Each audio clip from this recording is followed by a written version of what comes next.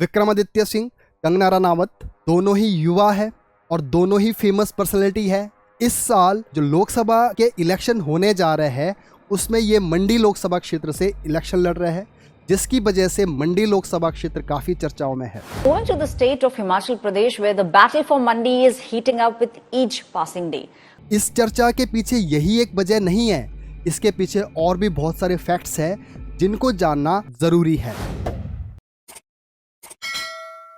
Geographically Ladakh के बाद ये इंडिया का सेकंड लार्जेस्ट पार्लियामेंट्री सेगमेंट है।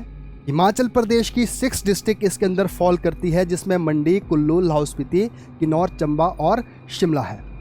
और एक इम्पॉर्टेंट फैक्ट ये है, किन्नौर और लाहौल स्पीति एक इंटरनेशनल बॉर्डर बनाते हैं तिब्बत के साथ, जो कि 220 किलोमीटर लंबा है। स्पीति वैली में ताशीगंग जो कि 15,256 फीट की हाइट पर है, जिसे वर्ल्ड का हाईएस्ट पोलिंग स्टेशन माना जाता है। इंडियन डेमोक्रेसी में पहली बारी जिन्होंने अपने मत का प्रयोग किया, श्यामशरण नेगी जी, वो भी किन्नौर के कल्पा जगह से बिलोंग करते थे, जिनका 2022 में देहांत हो चुका है।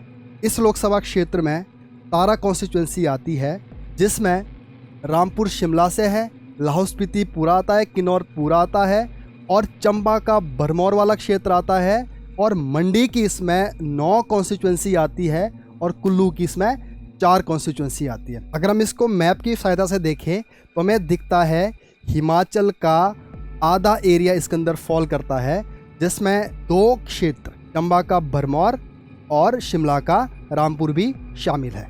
आइए अब जानते हैं उन सांसद के बारे में जो कि यहाँ से इलेक्ट होकर लोकसभा गए थे। आज़ादी के बाद पहली बारी चुने जाने वाली जो सांसद थी वो थी राजकुमारी अमृत कौर, जो कि राजा हरमन की बेटी थी, कपूरथला के जो राजा थे।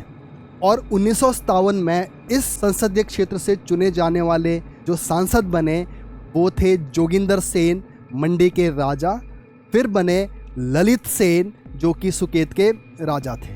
तो यहाँ तक हमें एक बात दिखती है कि जो भी सांसद बन रहा है उसका रॉयल फैमिली से रिलेशन है।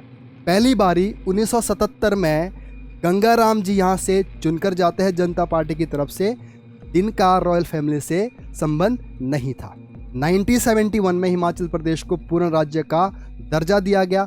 उसके बाद भी हमें यही देखने को मिलता है कि इस संसदीय सीट से मैक्सिमम टाइम में रॉयल फैमिली से बिलोंग करने वाले नेताओं का ही दबदबा रहा। सिर्फ 2 नेता ऐसे थे जो कि रॉयल फैमिली से नहीं थे, वो थे सुखराम जो कि पहली बारी 1984 में बने, उसके बाद 91 में और 96 में। 2014 और 2019 में यहाँ से जीतकर आने वाले रामस्वरूप शर्मा जी थे। तो हमें अब ये देखना है क्या इस बारी भी ये सीट राजघराने के पास जाएगी या कंगना रनावत इस सीट से चुने जाने वाली 4थी सांसद रहेगी जिसका संबंध राजघराने से नहीं होगा।